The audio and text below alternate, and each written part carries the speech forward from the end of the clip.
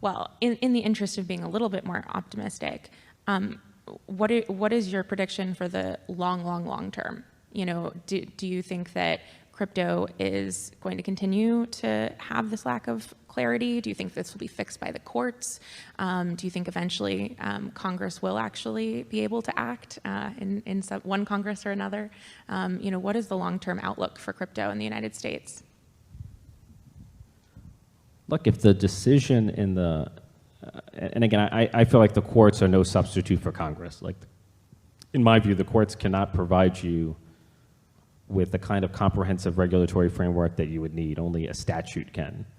But the courts can prompt legislative action. So if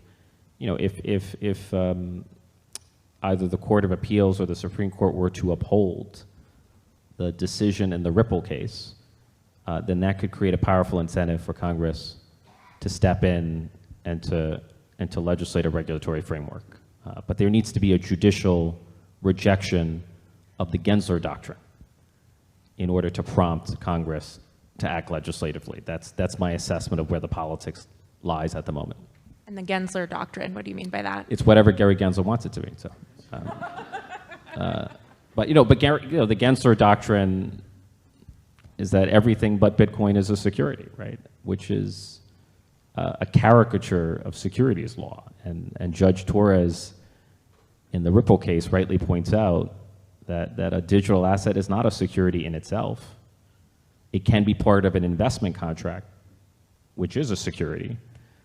But the trouble with the SEC is that it has such an infinitely malleable and manipulable definition of security, of investment contract, that it includes almost anything.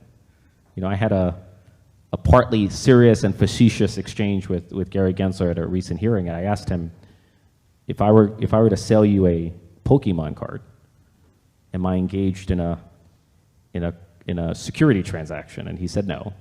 And I said, what if I were to sell you a Pokemon card via the blockchain?